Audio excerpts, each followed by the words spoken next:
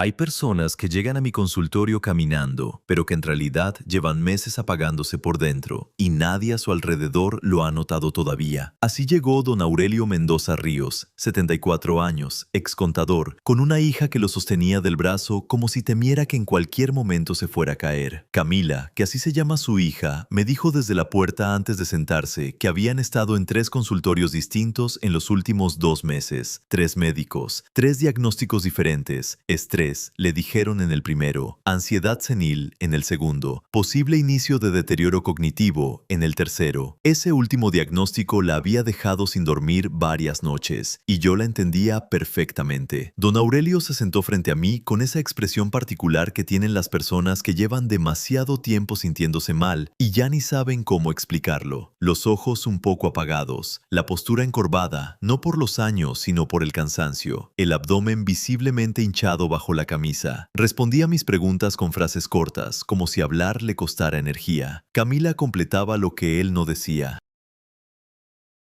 Me contó que su padre se despertaba 2 o 3 veces por noche, que estaba irritable desde hacía semanas, cosa rara en él, porque siempre había sido un hombre tranquilo y paciente, que a veces, en medio de una conversación normal, se quedaba con la mirada perdida y no recordaba de qué estaban hablando un minuto antes.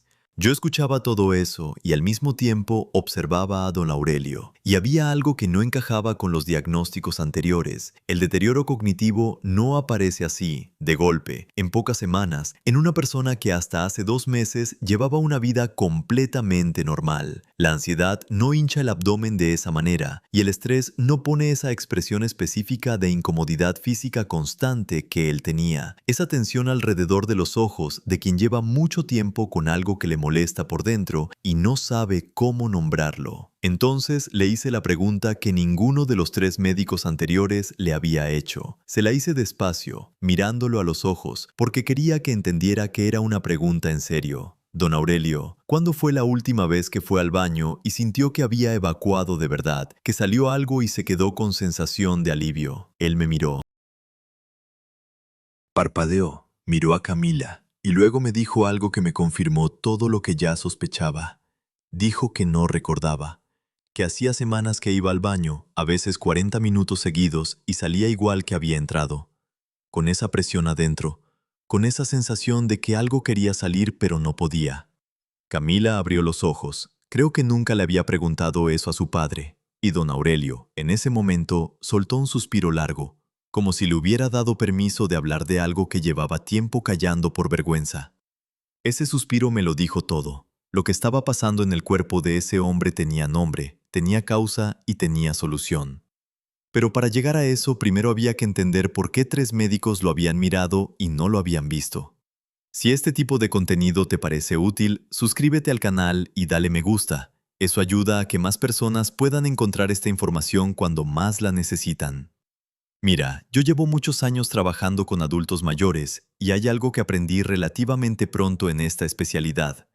Los síntomas que parecen venir de la cabeza muchas veces tienen su origen mucho más abajo.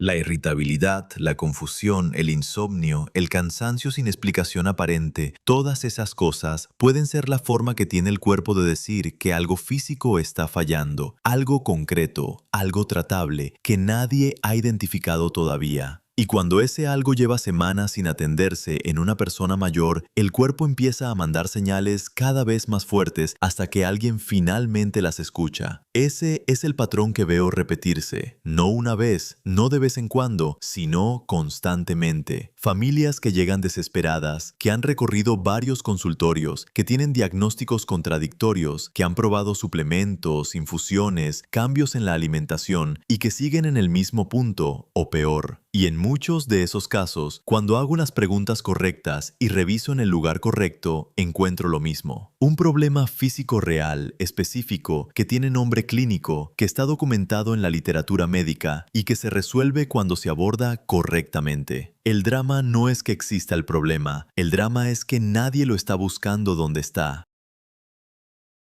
Cuando le dije esto a Camila esa tarde en el consultorio, mientras don Aurelio nos escuchaba en silencio, vi que algo en su cara cambiaba. Pasó de esa tensión de quien lleva semanas sin respuestas a algo parecido a la atención real. al interés genuino de quien siente que por fin alguien está hablando de lo que realmente importa. Y entonces le expliqué lo que voy a explicarte a ti ahora, porque si estás escuchando esto, es muy probable que conozcas a alguien, un padre, un abuelo, un vecino de toda la vida, que lleva más tiempo del necesario cargando con algo que tiene solución. Y lo primero que hay que entender es cómo funciona el sistema que está fallando, porque sin eso todo lo demás no tiene sentido. El intestino de una persona mayor puede estar tan bloqueado que el cuerpo empieza a confundirse a sí mismo. Y eso es exactamente lo que le estaba pasando a don Aurelio sin que nadie lo supiera. Antes de contarte lo que encontré en esa consulta, necesito que entiendas cómo funciona este sistema cuando todo va bien, porque solo así vas a entender por qué cuando falla, falla de una manera tan silenciosa y tan dañina. El recto es la parte final del intestino grueso.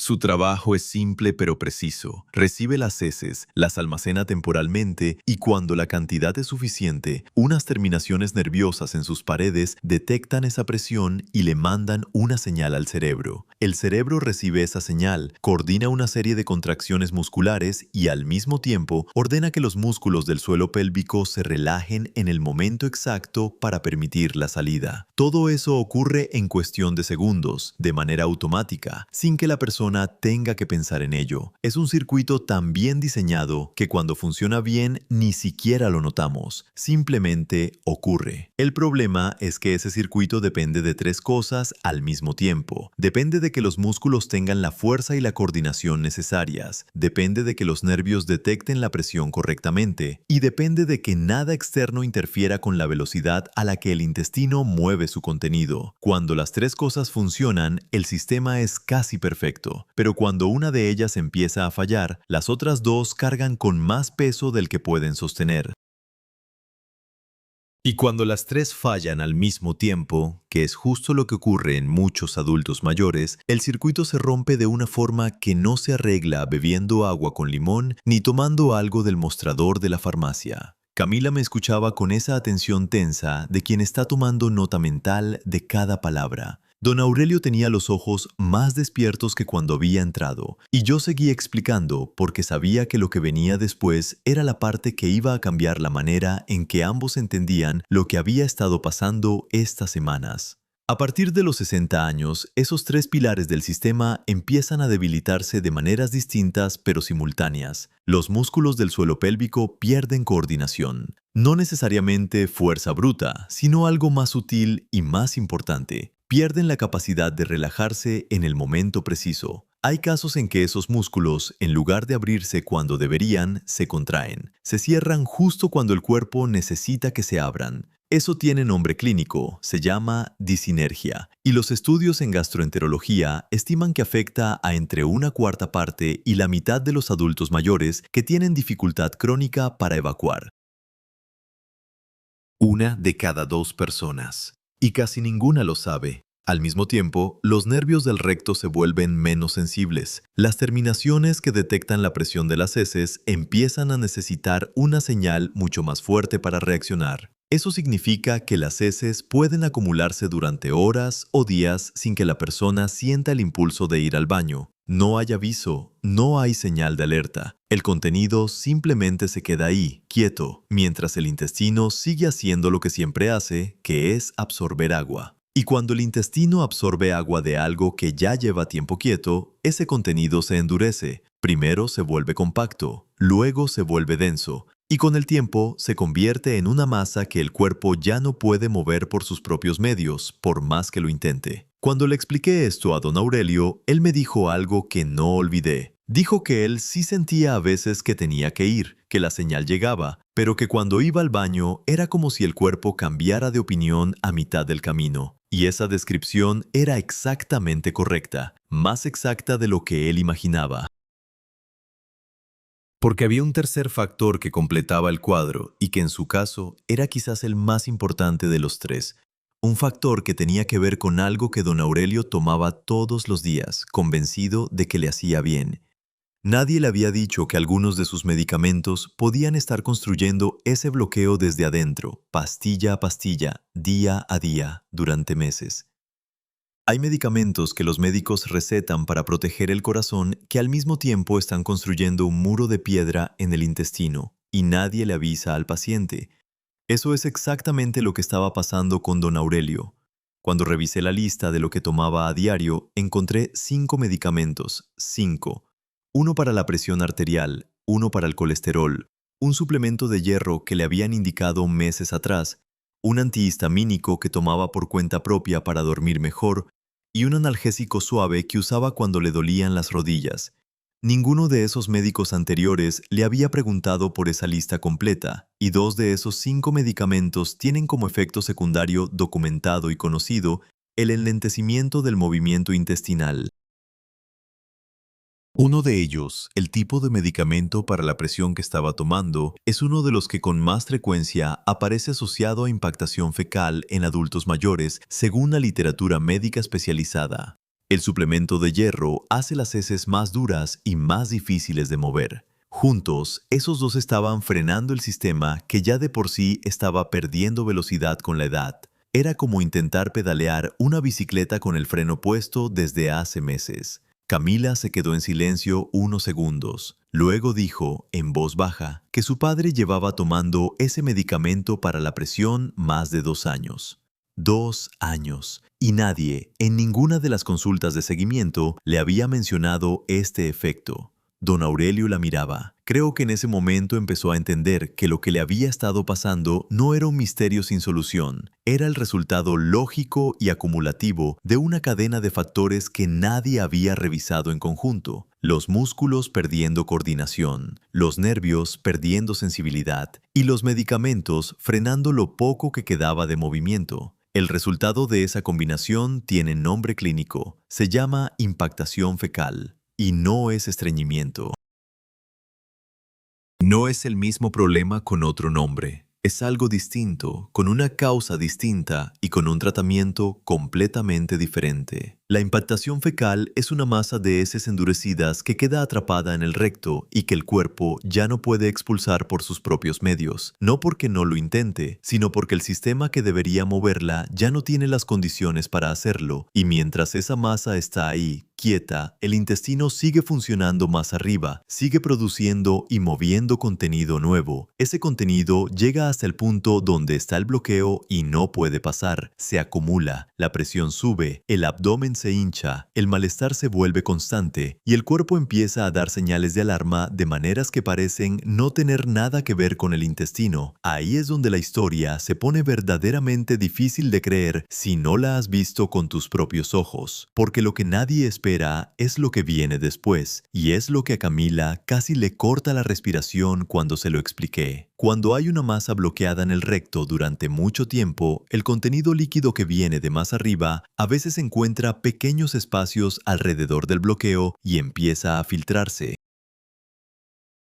Llega al exterior como si fuera una descarga suelta, líquida, inesperada. La persona y su familia interpretan eso como diarrea, como si el intestino estuviera en el extremo opuesto del problema. Y muchas veces la reacción inmediata es tomar algo para cortarla, algo que frene esa descarga, algo que endurezca lo que está saliendo. Y cuando hacen eso, están cerrando el único escape que le quedaba al sistema. El bloqueo empeora, la presión aumenta más, y el cuerpo empieza a responder de maneras que ya no son solo digestivas. Don Aurelio me miró fijo cuando dije eso. Me preguntó, despacio, si eso explicaba por qué a veces tenía episodios sueltos que él no entendía, que pensaba que era algo que había comido. Le dije que sí, que eso era exactamente lo que explicaba, y que probablemente en algún momento alguien le había recomendado tomar algo para cortarlo. Asintió. Camila cerró los ojos un segundo. Habían hecho exactamente eso 3 semanas atrás, convencidos de que estaban ayudando, sin saber que en realidad estaban sellando la válvula de escape que le quedaba al cuerpo de don Aurelio. Y todavía faltaba lo más grave. El síntoma que había llevado a los médicos anteriores a hablar de deterioro cognitivo, el que había quitado el sueño a Camila durante semanas. Ese síntoma también tenía una explicación, y no era lo que nadie había pensado. Existe una conexión directa entre el intestino bloqueado y el cerebro que se apaga, y esa conexión es tan real y tan documentada que cambia por completo la manera en que hay que mirar a un adulto mayor que de repente empieza a confundirse. Eso era lo que le estaba pasando a don Aurelio, y eso era lo que ninguno de los 3 médicos anteriores había visto, porque ninguno había buscado en el lugar correcto. Cuando hay una masa acumulada en el recto durante semanas, el organismo no se queda quieto mirando. El cuerpo detecta que algo no está saliendo como debería y activa una respuesta de estrés interno. Esa respuesta libera sustancias que alteran el ritmo cardíaco, la temperatura, la presión y también el estado mental. Al mismo tiempo, parte del contenido acumulado empieza a ser absorbido de formas que no deberían ocurrir, y eso genera una carga tóxica que el organismo de una persona mayor no puede procesar con la misma eficiencia que el de alguien joven.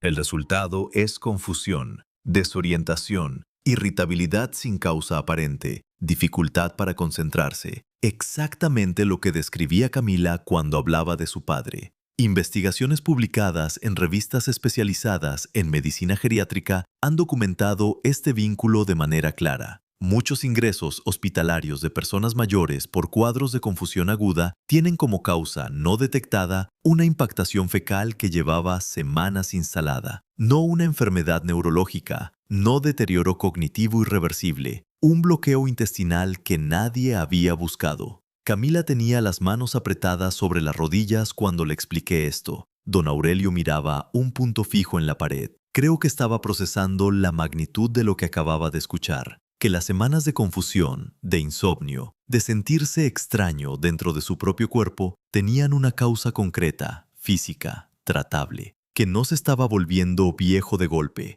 que no se le estaba yendo la cabeza, que había algo específico que estaba fallando y que ese algo tenía solución. Le pregunté a Camila si en alguna de las consultas anteriores alguien le había hecho a su padre un examen físico abdominal. Me dijo que no recordaba, que básicamente le habían hecho preguntas, le habían tomado la presión, le habían pedido unos análisis de sangre. Eso es lo que ocurre cuando se busca en el lugar equivocado. Se ordenan análisis para confirmar hipótesis que ya están mal desde el principio, y mientras tanto, el problema real sigue ahí, creciendo, empeorando, produciendo síntomas nuevos que alimentan diagnósticos incorrectos. Cuando terminé de explicarle a don Aurelio lo que estaba pasando en su cuerpo, él me hizo una pregunta que me pareció perfectamente lógica y al mismo tiempo muy triste. Me preguntó por qué nadie le había dicho esto antes. No con enojo, con una calma que dolía más que el enojo, y yo no tuve una respuesta satisfactoria para darle. Solo pude decirle que, a veces, los sistemas de atención médica funcionan por compartimentos, que cada especialista mira su parte y nadie mira el conjunto, y que en los adultos mayores eso tiene consecuencias especialmente serias porque sus cuerpos no dan señales simples, dan señales complejas, cruzadas, que parecen venir de un lado cuando vienen de otro. Pero había llegado el momento de dejar de explicar por qué había fallado el sistema y empezar a hablar de lo que íbamos a hacer, porque don Aurelio no necesitaba más diagnósticos, necesitaba un protocolo claro, paso a paso, que resolviera primero lo inmediato y luego construyera las condiciones para que esto no volviera a ocurrir. Y lo primero que tuve que decirle fue algo que a mucha gente le cuesta aceptar, porque va en contra de todo lo que el instinto les dice que deben hacer. Le dije que los laxantes que había estado tomando no solo no estaban ayudando, estaban haciendo daño activo. Y la razón es más simple de lo que parece, pero tiene que quedar completamente clara antes de hablar de cualquier solución. Imagina que tienes una manguera conectada a una canilla abierta y el extremo de esa manguera está completamente tapado. Si aumentas la presión del agua desde la canilla, no va a salir nada por el extremo tapado. Lo único que va a pasar es que la presión dentro de la manguera va a subir hasta que algo ceda, o hasta que el sistema entero empiece a vibrar con una fuerza que duele. Eso es exactamente lo que hacen los laxantes estimulantes cuando hay una impactación establecida en el recto. Generan contracciones más fuertes en la parte alta del intestino, pero si la salida está bloqueada, esas contracciones no mueven nada, solo producen espasmos dolorosos contra un muro que no cede. Y cada vez que don Aurelio tomaba uno de esos laxantes esperando alivio, lo que obtenía era exactamente eso: más presión, más dolor, ningún resultado. Entonces, si los laxantes no funcionan, si la fibra extra no funciona, si los remedios caseros no funcionan, ¿qué es lo que sí funciona? La respuesta iba a sorprender a Camila y también iba a aliviarla. Lo que le dije a Camila esa tarde fue algo que la dejó sin palabras durante varios segundos, y es algo que quiero que escuches con atención porque puede cambiar completamente cómo cuidas a alguien que quieres. Le dije que el tratamiento correcto para una impactación establecida no se compra en una farmacia, no viene en una caja, no es un suplemento, ni una infusión, ni un cambio en la dieta. El primer paso es una intervención clínica directa sobre el punto exacto donde está el problema, nada más arriba, nada indirecto. Directamente donde está el bloqueo. El procedimiento se llama desimpactación rectal, y cuando la gente escucha eso por primera vez, la reacción inmediata suele ser de incomodidad o incluso de rechazo. Pero lo que les digo siempre es esto: la incomodidad de ese procedimiento dura minutos. El sufrimiento que don Aurelio había estado cargando llevaba semanas, y ese sufrimiento tenía consecuencias reales en su cerebro, en su sueño, en su carácter, en su calidad de vida entera. Cuando se pone en esa balanza, la decisión es simple. En casos como el de don Aurelio, donde la masa ya llevaba mucho tiempo formada y estaba bastante endurecida, el primer paso fue introducir directamente en el recto una solución que ablanda y disuelve esa masa desde adentro. No desde arriba, no estimulando contracciones, sino trabajando sobre el bloqueo mismo, en el lugar mismo, con la herramienta correcta para ese problema específico. Eso, combinado con supervisión clínica directa, es lo que permite resolver en una sola sesión lo que semanas de laxantes no habían podido tocar. Don Aurelio no lo pasó bien durante el procedimiento, eso no voy a negarlo. Hubo tensión, hubo incomodidad, hubo un momento en que me miró con una expresión que mezclaba vergüenza y alivio al mismo tiempo. Pero cuando terminó, cuando su cuerpo soltó finalmente lo que había estado reteniendo durante semanas, la transformación fue inmediata y visible. Se le relajó la cara, el abdomen bajó, respiró diferente, más profundo, como si hasta los pulmones hubieran estado comprimidos sin que él lo supiera. Camila, que había esperado afuera, entró cuando la llamé y lo vio sentado en la camilla, con una expresión que ella me dijo después que no le veía desde hacía meses. Tranquilo, presente, con los ojos enfocados. Me dijo en voz baja, casi sin querer que él la escuchara, que parecía él otra vez. Y eso, en el fondo, es exactamente lo que busca este tipo de trabajo. No un número en un análisis, no un resultado en una pantalla, una persona que vuelve a ser ella misma. Pero yo sabía que la desimpactación era solo el primer paso. Resolver el bloqueo inmediato sin atacar las causas que lo habían producido era exactamente como limpiar el desagüe sin reparar la tubería rota. En semanas o meses, el mismo escenario iba a repetirse, y eso era lo que no podía pasar.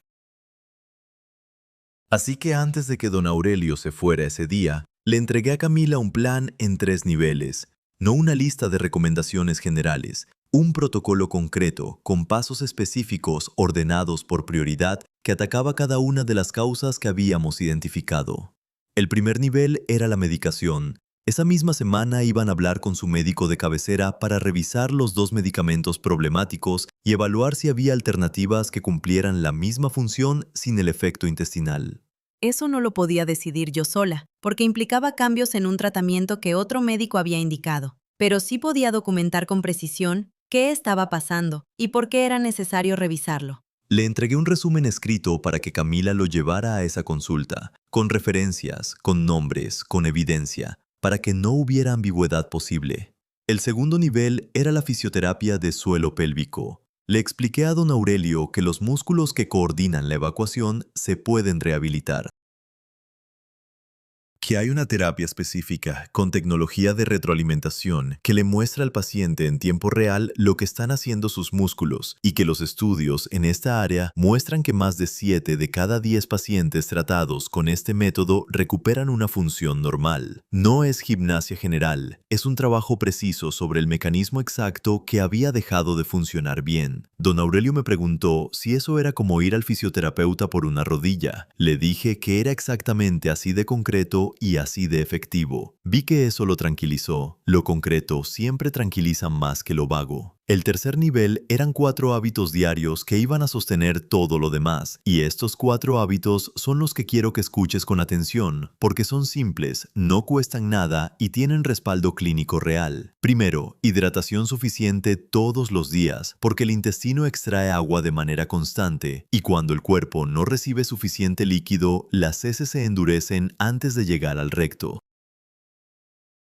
Segundo, responder al impulso de ir al baño en el momento en que aparece, sin postergarlo, porque cada vez que se ignora esa señal, los nervios del recto se vuelven un poco menos sensibles y el ciclo del problema se refuerza. Tercero, usar un pequeño reposapiés al sentarse en el baño para elevar las rodillas por encima del nivel de las caderas, porque esa posición alinea el ángulo natural del recto y reduce enormemente el esfuerzo muscular necesario para evacuar. Y cuarto, nunca más tomar laxantes estimulantes ante la primera señal de dificultad, porque, como ya sabemos a esta altura, eso no resuelve el problema, solo aumenta la presión sobre un sistema que ya está bajo tensión. Don Aurelio escuchó los 4 puntos en silencio, con esa concentración tranquila de alguien que por fin tiene algo concreto a lo que aferrarse después de semanas de no entender nada. Y cuando terminé, asintió despacio y dijo que podía hacer eso, que era manejable. Y tenía razón, era manejable, porque el objetivo nunca es transformar la vida de una persona de golpe. El objetivo es identificar con precisión qué está fallando y dar los pasos correctos en el orden correcto. Nada más, nada menos.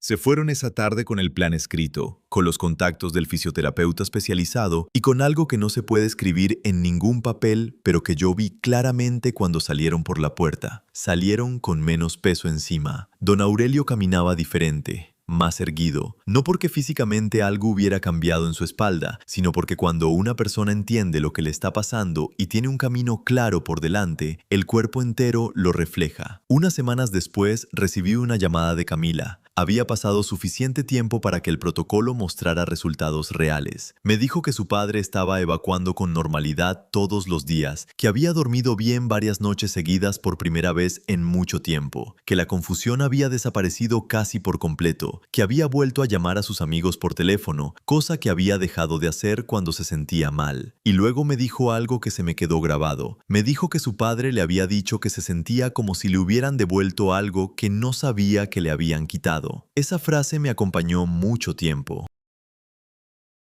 Porque eso es exactamente lo que ocurre cuando se trata el problema correcto con las herramientas correctas. No se inventa nada nuevo, no se logra nada extraordinario. Se devuelve lo que el cuerpo ya sabía hacer antes de que nadie le prestara atención al lugar donde algo había dejado de funcionar. Y ahí está la clave de todo lo que hemos hablado hoy.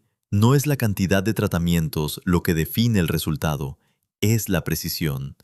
Un médico que mira el conjunto, que hace las preguntas que otros no hicieron, que revisa la medicación completa, que entiende que los síntomas cognitivos de un adulto mayor pueden tener una causa intestinal.